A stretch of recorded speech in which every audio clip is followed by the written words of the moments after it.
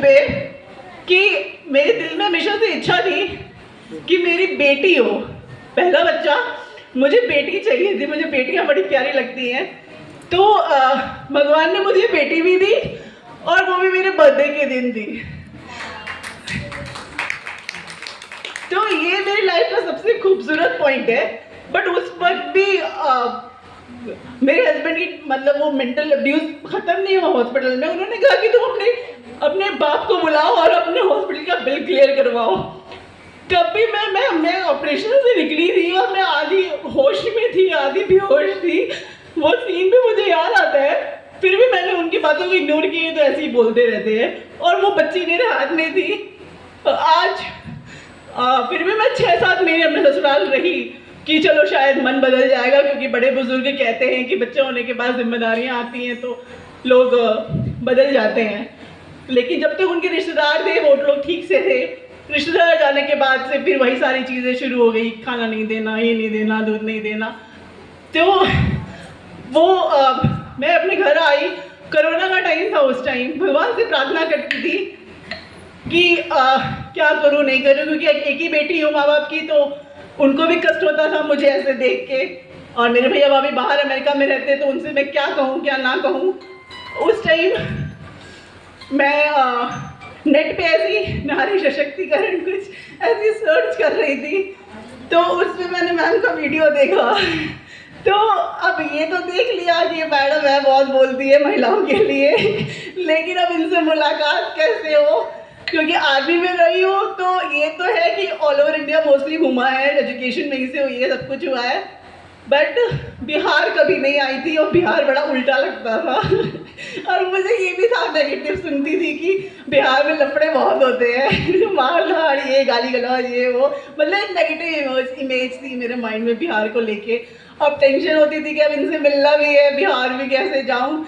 लेकिन इत्तेफाक देखिए कि उसी के कुछ समय बाद बनारस में एनुअल मीट था और मैम का मैंने लाइव में देखा, जिसमें इन्होंने कहा कि हम लोग स्टेज डेकोरेशन करवा रहे हैं और हमारा सुबह इतने बजे प्रोग्राम होगा था। आप लाइव आई थी और वो मैंने पता लगवाया। और फिर जब मैं आई, मुझे नीतू मैम से मुलाकात हुई, मेरी बहुत सारी मेंबर से मुलाकात हुई, दीक्षिका से। दीक्षिका उस वक्त बाहर थी और मैं रोते हुए, मतलब मेरे को ये था कि कोई मेरी बात सुने, आपकी जिंदगी का नया सवेरा शायद ही कह सकते हैं। और मतलब उस टाइम इतना लगा कि सपने और जो आप सोचते हो ना वो पूरे होते हैं। क्योंकि जहाँ तक मैं नारी की बात सोचती थी, सर्च करती थी, और जब मैम से मिली, और मैम का खुद उत्तर प्रदेश में एक प्रोग्राम ऑर्गेनाइज मतलब होना, वो एक सब कनेक्शन था या गॉड की प्लानिंग थी या व्हाटएवर। तो वहाँ से मैम जो भी उस टाइम बनारस वाले उसमें थे, वो लोग ये चीज़ को जानते होंगे कि जब मुझे माइक दिया गया था तो मैं पहले कितना रोई थी, बहुत रोई थी। क्योंकि ससुराल में कुछ कहती थी तो सब कहते थे ये झूठ बोलती है, ये नाटक करती है, ये बहाने बनाती है, मतलब क्या क्या नहीं कहते थे कि मैं अपनी बात रख ही नहीं पाती थी। और ये एक प्लेटफॉर्म था जहाँ पे माइक दे के ये बोला गया कि बोलो। तो कितना डिफरेंस है कि आपको जब आपकी आवाज़ दबाई जाती है और एक प्लेटफॉर्म है जहाँ पे आपको बोलने के लिए बोला जाता है। तो मुझे नहीं पता कि कैसे क्या हुआ, लेकिन मैं ये भी कहूँगी कि सोशल एक्टिविटी या फिर पॉलिटिक्स में बहुत दूर रहती थी सब चीज़ों से, क्योंकि कभी देखा नहीं था, मौका नहीं मिला था। आर्मी बैकग्राउंड का बच्चा है, कैंपस में रह रहा है, उसके वो वही लाइफस्टाइल थी, इसके बाद जॉब ये वो, तो वो भी शिफ्ट की जॉब।